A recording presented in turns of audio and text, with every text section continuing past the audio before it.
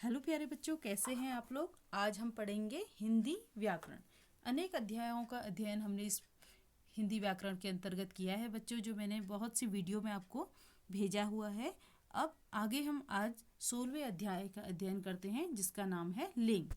लिंग के माध्यम से हम लिंग के भेदों की जानकारी प्राप्त करेंगे, जैसे पुल्लिंग है या स्त्रीलिंग है। इसके दो भेद माने जाते हैं, पुल्लिंग और स्त्रीलिंग। तो चलिए आपके पाठ का अध्ययन करते हैं। बच्चों, जैसा कि आप लोग आपके सम्मुख जो चित्र दिए गए हैं उनमें देख रहे हैं कि लड़का पढ़ रहा है, शेर सो रहा है, माली फूल तोड़ रहा है। फिर नीचे चित्रों में दिया गया है कि लड़की लड़की पढ़ रही है, शेरनी सो रही है और मालिन माला बना रही है। तो बच्चों, इन चित्रों के माध्यम से हमें क्या दिया गया है कि ये तीनों क्या काम कर रहे हैं। तो इन चित्रों में ऊपर तो देखिए आप बच्चों, जो ऊपर के चित्र हैं जिसमें लड़का पढ़ रहा है, शेर सो रहा है, माली फूल तोड़ रहा है, वो क्या है, पुरुष जाति का बोध करा रहे हैं। और जो नीचे के हैं लड़की, शेरनी, मालिन, ये क्या है, हमें स्त्री जाति का बोध करा रहे हैं। अर्थात शब्द के जिस रूप से यह पता चले कि वह पुरुष जाति का है अथवा स्त्री जाति का, उसे लिंग कहते हैं। लिंग जैसे आपको चित्र में और दिखाई दे रहा है कि चीड़ा खाना खा रहा है और चिड़िया अपने माँ बच्चों के साथ है। तो चिड़िया क्या होता है, स्त्रीलिंग, और पुरुष क्या होता है बच्चों, चीड़ा। तो उपयुक्त खंड क तथा ख के चित्रों के नीचे लिखे गए वाक्यों को पढ़िए। खंड क के वाक्य में रेखांकित संज्ञा शब्द पुरुष जाति का तथा खंड ख में रेखांकित जो शब्द है, रेखांकित अर्थात चिड़िया शब्द स्त्री जाति का बोध करा रहे हैं। तो हम क्या कह सकते हैं कि शब्द के जिस रूप से यह पता चले कि पुरुष जाति का है या वह स्त्री जाति का, उसे हम लिंग कहते हैं। लिंग हिंदी में दो प्रकार के होते हैं। जिस प्रकार से बच्चों संस्कृत में तीन होते हैं, स्त्रीलिंग, पुल्लिंग और नपुंसकलिंग, तो इसमें दो ही होते हैं, पुल्लिंग और स्त्रीलिंग। तो सबसे पहले अध्ययन करेंगे हम पुल्लिंग का।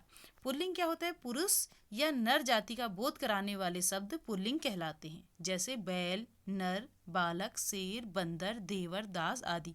ये जितने भी आप लोगों को बच्चों चित्र दिखाई दे रहा है, जैसे आपके सम्मुख किसका चित्र दिखाया गया है, बैल का, फिर नर अर्थात मनुष्य का, और तीसरा शेर का। तो ये तीनों ही क्या हैं बच्चों, ये तीनों ही पुल्लिंग के उदाहरण दिए गए हैं आपकी पुस्तक में। इसके बाद है आपका स्त्रीलिंग। स्त्रीलिंग का अध्ययन करिए बच्चों कि स्त्री या नारी जाति का बोध कराने वाले शब्द स्त्रीलिंग कहलाते हैं। जैसे गाय, स्त्री, बालिका, शेरनी, बंदरिया, देवरानी, दासी आदि। ये सारे हैं, ये सारे क्या हैं बच्चों, ये जितने भी शब्द दिए हैं बच्चों, ये सारे स्त्री जाति का बोध करा रहे हैं। तो स्त्रीलिंग क्या कहेंगे बच्चों, हम जो स्त्री या नारी जाति का बोध कराते हैं उन्हें हम स्त्रीलिंग कहते हैं। जैसे गाय, स्त्री, बालिका, शेरनी, बंदरिया, देवरानी और दासी। जैसे आप लोग चित्र में भी देख रहे हैं बच्चों, गाय का चित्र दिया गया है। गाय क्या है, स्त्रीलिंग है। फिर स्त्री, स्त्री अर्थात महिला या नारी, ये भी स्त्रीलिंग है। और तीसरी क्या दी गई है, बालिका। बालिका का चित्र आप लोग देख सकते हैं। तो तीनों ही क्या है बच्चों, ये गाय, स्त्री, बालिका स्त्रीलिंग का हमें बोध करा रहे हैं, अर्थात फीमेल जेंडर का। हिंदी में लिंग निर्णय भाषा के व्यवहार द्वारा ही अधिक से अधिक जाना जा सकता है।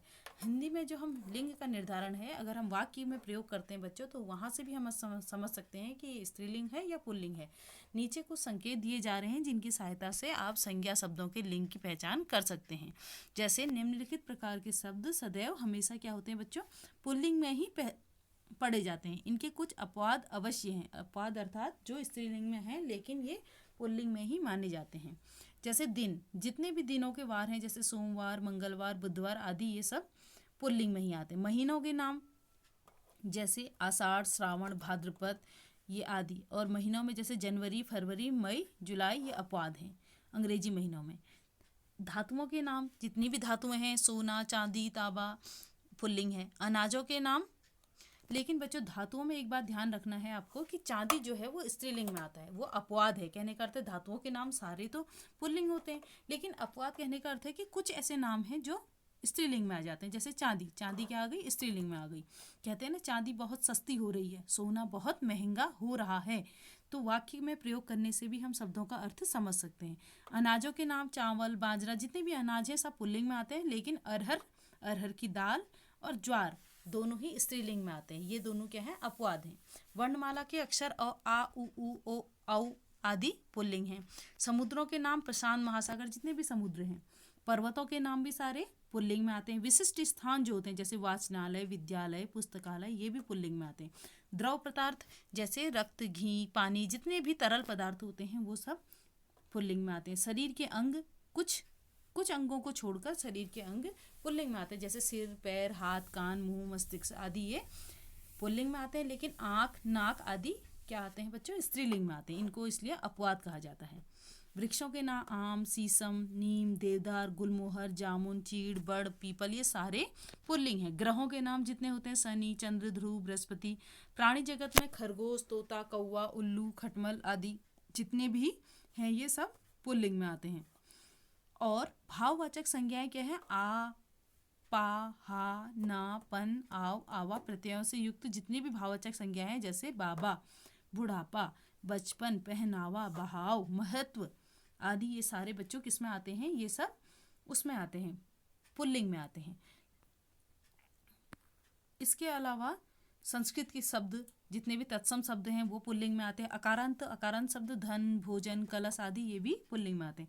समुदायवाचक जितने भी समुदाय के शब्द हैं वो सब पुल्लिंग में आते हैं।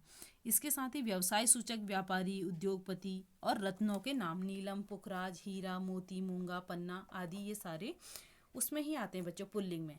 इसके बाद आगे जो सारणी दी गई है वो है स्त्रीलिंग शब्द की पहचान। भाषाओं के नाम जैसे हिंदी, संस्कृत, मराठी, जितनी भी भाषाएं हैं बच्चों ये सारी स्त्रीलिंग में आती हैं। अब आपको याद रखना है, जैसे लिपियां हैं, जितनी लिपियां हैं सारी स्त्रीलिंग में आती हैं। तिथियों के नाम प्रथमा, द्वितीया।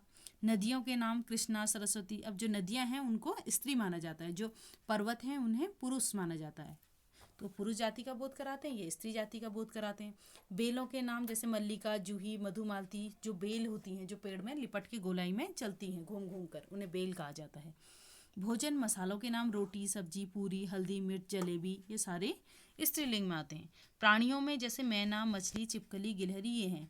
अगर हम इनके आगे से, जैसे मैना के आगे से मादा जोड़ना पड़ता है अगर स्त्रीलिंग है, और अगर पुरुष है तो नर जोड़ना पड़ता है बच्चों। तो नर और मादा से हम पहचान जाते हैं कि ये स्त्रीलिंग है या पुल्लिंग है।